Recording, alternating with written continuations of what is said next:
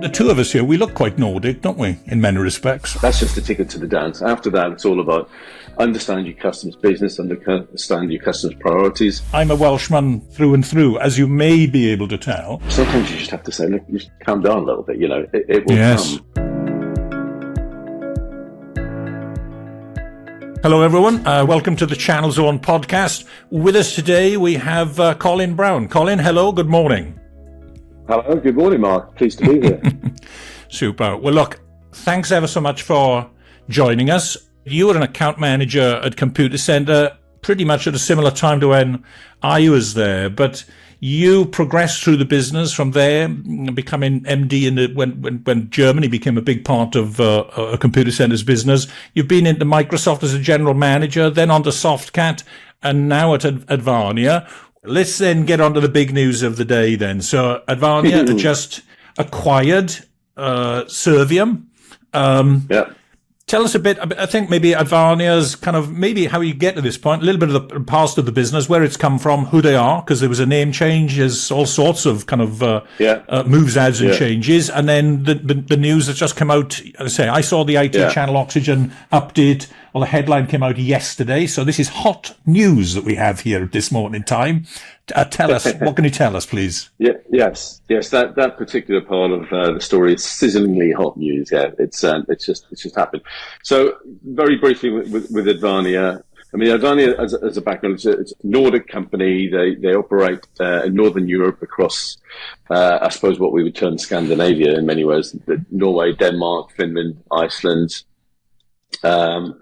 and 2.5 years ago they acquired Content and Cloud in the UK. Content and Cloud itself can trace its history back through a number of smaller UK solution and service consulting companies. Many years ago, there was Content and Code, whom I knew from my Microsoft days, a company with a great reputation. But by about 2.5 years ago, they'd done a couple of acquisitions, Sipcom, Maris IT, a few other organisations, and got to this point where they were roughly about £100 million revenue services company, great profitability in services as well, as I'm sure you know, and were acquired by Advania. Advania acquired them because they wanted to get a foothold in the UK market. The UK tech market is still the biggest in Europe, as I understand it, roughly with Germany. Right. So they wanted to get into the UK market. Advania's background is very much so of a smaller, but similar to a Softcat, Computer Centre, etc. So kind of end-to-end reseller, selling HP, Dell, VMware, Microsoft, all of these are suspects. So that's their background. But a private company, not publicly traded at this point. No, not publicly traded. Private company, and Goldman Sachs has a very big stake in the organisation, and a couple of other private investment companies have got smaller stakes. So private company, big ambitions, wanted to get into the UK market, bought Content to Cloud. That's when I came on board, really, because they had acquired a UK company, and it's one of the great features about Advania, and they have a really good people focus, as we hinted at earlier. One of the great things that they do is they just let the countries run themselves, and the overlay function, the headquarters function, if you want to call it that way, it's basically half a dozen people. I mean, and for a company that's well over €1 billion revenue, that's extraordinarily small as a centralized function. But what they wanted then was to acquire a non-exec who had knowledge of the UK market, the reseller market, and particularly who had knowledge of Microsoft, because so much of Content and Cloud's business was Microsoft. And I happened to be in the right place at the right time with both of those experiences, and it was probably 6 or 9 months after I had stepped on from Softcat.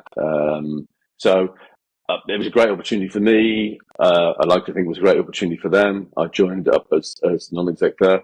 And one of the earliest strategic missions that we agreed upon was that we wanted to extend Advania UK as Content and Cloud was subsequently rebranded to. We wanted to extend that capability and customer reach into having a full end-to-end reseller capability. So then the mission becomes, right, go out, have a lot of coffee with a lot of people and resellers, try and understand who might be a good partner, because there's no criteria that you want to look upon. One of those very important criteria is cultural fit, and Servium, run by Paul Barlow. Paul Barlow has been around the industry for a long, long time. You go back 20 odd years, he set up and ran Equinet, a brilliant reseller, which was a competitor to many of us at the time. He sold that to Dixon's Group, DSG, who subsequently, I think we could say, made a bit of a mess of it. But Paul did a great job with that. Then did a few other things and came back and built Servium up from scratch. So delighted to have got that one across the line. Making acquisitions is not easy for a number of reasons, but really delighted. We signed the deal, I think, just the weekend, and then announced it yesterday, Wednesday of this week, and that will add so much more breadth to our customers. We have in Advania UK. You speak to Jeff, the CEO, or David, who's the CRO, and they'll say so many of their customers, go back, the similarities are everywhere. They have a lot of customers that they've dealt with for years and years and years, really great loyalty to the customers. And the customers are saying, if I could buy my laptops from you, I would. If I could buy my, network capability from you, I would. Advania UK, Content and Cloud just doesn't have that. Now they do. Now we do. So the opportunity to cross-sell into existing Advania customers is amazing. Equally, and as you'd imagine, the flip side of that is Servium have got some great product customers. Actually, they have just hired at the tail end of last year someone to drive up their services business. So this will accelerate their services capabilities by about 5 years in one day. And it's amazing when you think about it that way. So all good acquisitions, in my view, should provide that 1 and 1 equal more than 2, preferably 5, but 3 or 4 would be acceptable too. So I think it's a great opportunity for this to be a big success. And hopefully, as I said, clearly, I think the private equity investors in the market, they are also trying to create that type of magic, but more with regards to the valuations. 1 + 1 = 3 works really nicely for them. But has the integration started now, or is it literally, the following on from the news yesterday, things are already taking place? Yeah, the teams are already working together. I mean, it'll evolve over time. So I think it will start from that cross-selling activity. Yeah, literally right now, it's Servium and Advania company. It's that kind of thing. But that, you just got to. There's no point rushing at it. Like a bull in the china shop. Over the next few months, that will evolve, and then they will be fully integrated. We've got to look at back office systems and CRM and ERM and all that kind of stuff as well. So until the deal is done, you don't do any of that. So that's all starting now, but that'll happen fast. Brilliant. And is it VAR? Is it MSP? Is there? I don't know whether there's a new entity coming out of that. What's the plans? It's an evolving landscape, isn't it? I mean, yes. Advania provides MSP functionality. It provides it's cloud first organization, so almost entirely Microsoft based, around Azure, around Dynamics 365, around cyber activity. All of those things are, certainly over the last 6 months or so, developing a really top-notch AI capability as well, which means that you need to be a data expert as well, because how do you drive, AI will only be as successful as your data is, and that needs to be good. So it's all of those things, but then all of that has to sit on infrastructure, doesn't it? So the infrastructure is all about the data center, the network, the cyber security at that end as well, which sitting in the Servium end of the spectrum at the minute. So that will all come together. So do you call it a VAR plus? Do you call it an MSP plus? Do you call it an end-to-end? There is no fancy name for it, unfortunately. No. By the way, customers don't care about fancy names. They want a great service at a great price, don't they? No, That's fantastic. it all kind of makes sense. Makes me wonder also if you think about the changes that you will have seen over what is effectively then the best part of a 30-year career.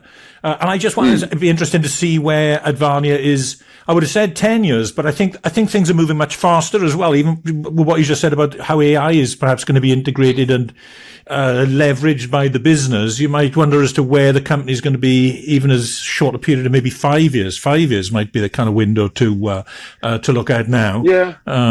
Yeah, I mean, I think it changes all the time, which is why it's a great industry to be in. You know, there's not many other industries where you can sell products to a customer knowing that in 2 or 3 years' time they're going to need to replace them with better ones and more expensive ones. Yeah, it's just an amazing industry to be in.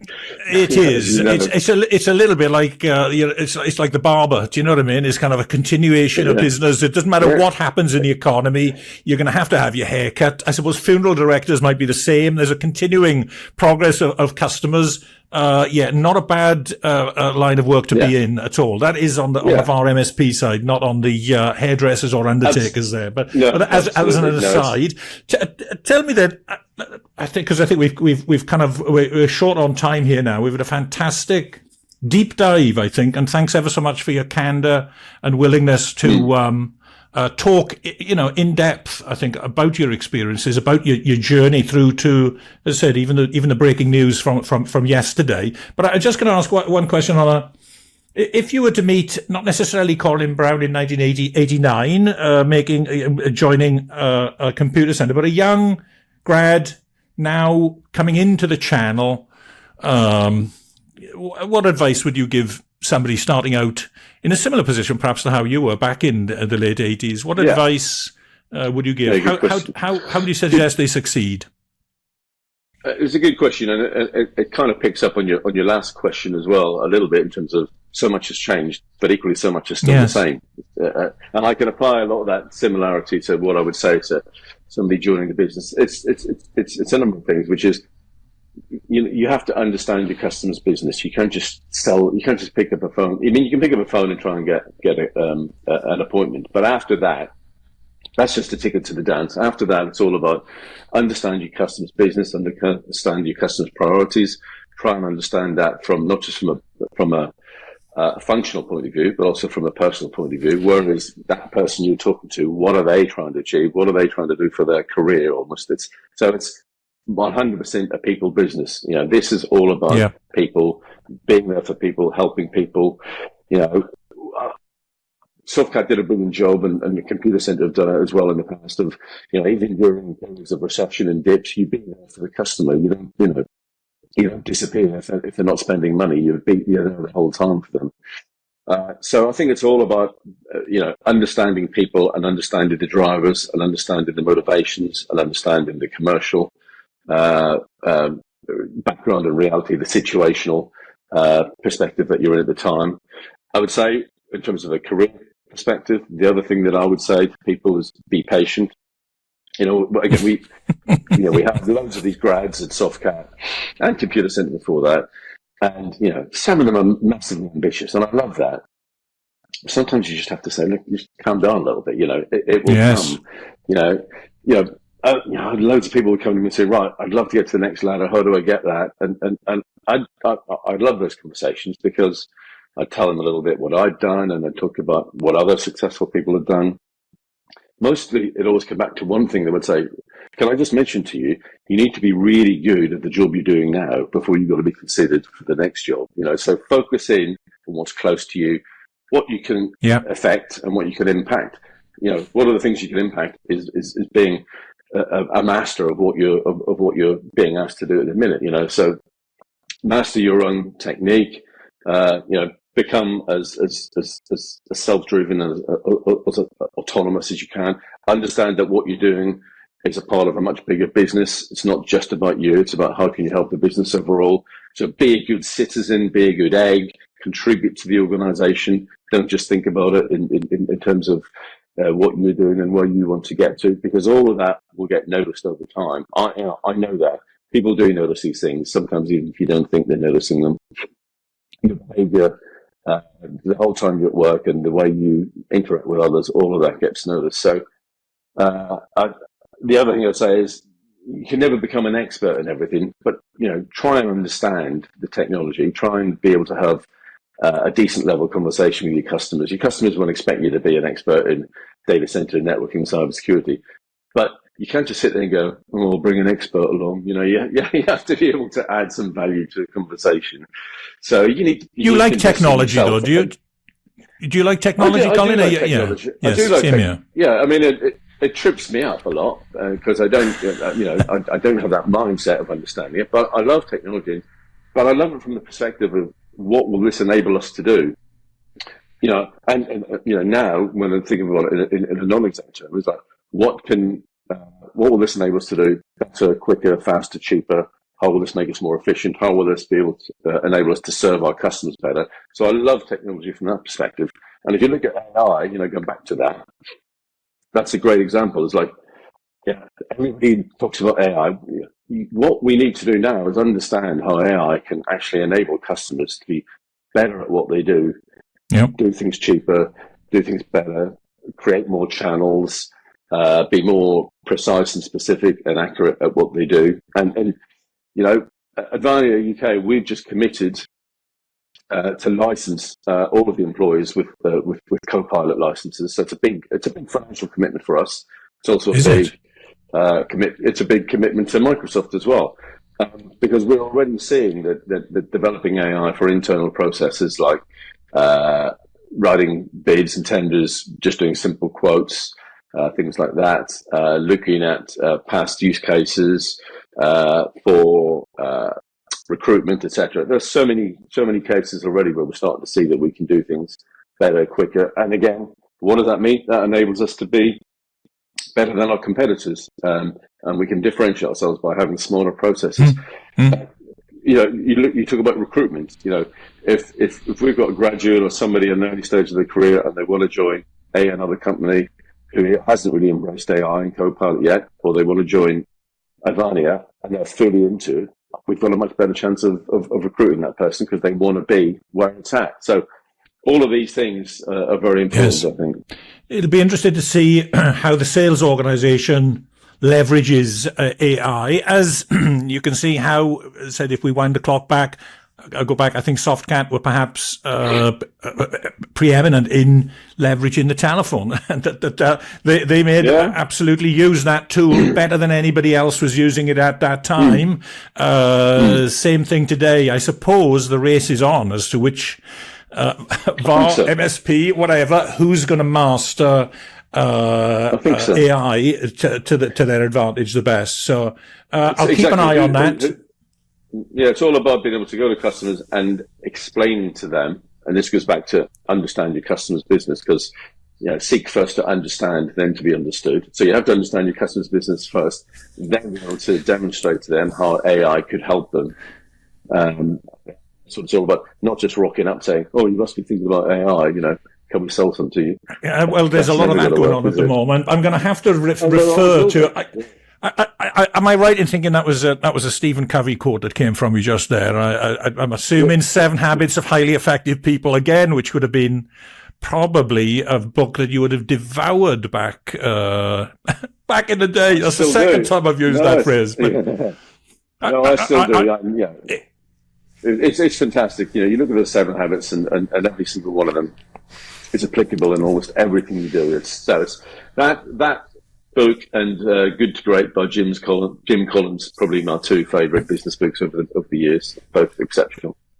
Great advice. The other one I'm going to throw in there, we had Ed Kenny on. We're kind of topping and tailing this series. Ed Kenny is an old friend and colleague of yours from CC. But I think he would go with a big Stephen Covey fan, but also, is it Kasler, helping customers succeed as a book? Very. It seems like Ed has really taken that on board. That's one of his big things. I can see now a similarity. He talks, I think again, go back to his podcast episode, he talked of, it was customer success, helping your customer success. And I can see, as I said, the reverberations of he would have been on the Harvard. Did he go to Harvard as well? Maybe on that business summer school. Well, these values are reverberating around the kind of UK industry. Yeah, if you look at all those ex-computer center colleagues that we talked about, a lot of this it sort of seeped into us almost by osmosis. You know, Yes. so we got this. I think it's harder to do that today for a number of reasons. One is just because there is so much information out there and people are just getting inputs from every sorts of different medium, etc. Secondly, as we know, you don't have people in the office all the time these days. So those water cooler conversations, that osmosis doesn't happen as naturally. So it's one thing I think today that culture is as important now, if not more important than it ever has been. But I think for leadership, they have to be much more intentional as to how they want to get their culture across, how they drive the values through the business as well, because that osmosis doesn't happen as much as it used to be. And the second part of that is it used to be the company culture. Now I think it's different. Now I think there's an overarching set of values for a company, but certainly in any medium to large company, I think there are micro cultures within the company as well, because different parts of the business will have different cultures. So rather than it being one big ship, it's now a kind of a flotilla of ships that each has their own culture on board as well. But with that kind of like with the letters of the stick of rock, running through all of them. So you have to have that DNA and that starting point. But you also have to allow different parts of the business to drive their own culture because they do different things. Yeah, just on that point, if I can, and just as the work from home, what your thoughts on that? I say it's so different, isn't it, to how it would have been? And I mentioned the picture just came back into my mind of a computer center. Blackfriars, probably early 1990s. If I remember rightly, there's probably a bunch of Porsches outside the office that used to be flaunted, I think, at that time. Remember them being probably one of yours, maybe at that point as well. But there was not me. But there was a cafe across the road, if you remember as well. And I just a real greasy spoon type cafe. And I just wonder as to how many happenstance kind of people at CC bumping into each other in there, queuing for a sandwich and a cup of coffee, the conversations that would have taken place, part and parcel of how companies grew back then. Much of that has gone. Work from home has changed that. Can we just finish on some points on that? Your observations? I mean, I'll start off by saying that the toothpaste is out of the tube now. It's not getting back in. We are where we are through different generational approaches. Also, clearly, COVID had a big impact on this. Work from home is a thing now, so let's not try and be kinky newt here and reverse that process. It's not going to happen. No. So 100%, I believe that a lot of the learning and a lot of the success that people achieve can be attributed to conversations by the desk. In Softcat, we were fantastic believers of the fact that if you're on a phone to a customer, that the guy or girl next to you would just sit there and listen to it. Listen to it. And at the end of the call, when they put the phone down, because they did used to do that, you'd say, when you said this, what were you trying to explain to the customer? Why did you say this to the customer? And that's how the young guys and girls would learn. So I'm a massive believer in that. So how do we cope with today's environment? My view, I suppose, and it's not an original view, is that you just have to blend it, because I think you need a percentage 2 or 3 days a week in the office doing stuff like that, learning stuff like that. But I'd also say you can't mandate that. These people who say, "Oh, we're mandating everyone does this," that's just mad. You're not going to create any goodwill by mandating things. You have to make sure that when you do have these 2 days that everyone comes into the office, that's a great day, that you're doing stuff that people find it fulfilling, and they see it almost as the highlight of the week. Whereas the days that they're at home, yes, they can get on with writing tenders, doing things, calling customers. The technology is so good now; they can do everything. What they don't get there, and especially if you're a newer employee or an employee that's on the learning curve, is you don't have the person next to you to ask the question to. So yes, you've got to do both. You've got to do both, and finding the right balance is just down to the leadership of any organisation. I would never dream of trying to suggest the right mix or the right balance or the right percentage time. But you've got to do both, because, as I say, going back to what I said, the toothpaste out of the tube. So you have to allow people to work from home now because they value it. And by the way, valuing that because it enables them to have a better work-life balance, to do things domestically, to help out at home.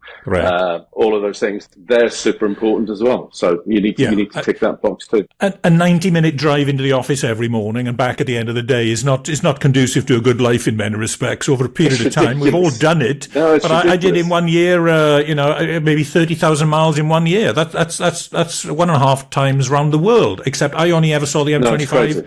M1, M6, do you know what I mean? And but interesting, another thing that just popped into my head there, you kind of got to wonder, said we've got AI coming in, virtual reality, I've not had any real experience of that yet, but you wonder as to whether in the not too distant future that office work environment might even actually be replicated in some way, shape or form with, as Teams does in some respects, doesn't do it, you don't get the sense of being alongside somebody, but it is a great tool for communicating as a team. I just wonder as to whether that's probably where we're going to be. So look, let's make a date in the diary for 2029 if we can. All right, we'll come back and we'll measure, see how the world has changed in that time. I'm sure it's going to be a great period of success for Advania. Congratulations to you and the rest of the team on that. It's great to have this conversation with you now. As I said, it's breaking news.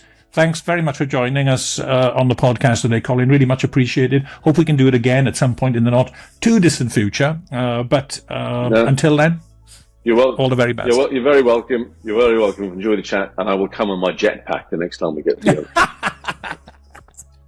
Super. Fantastic. Thanks, Colin.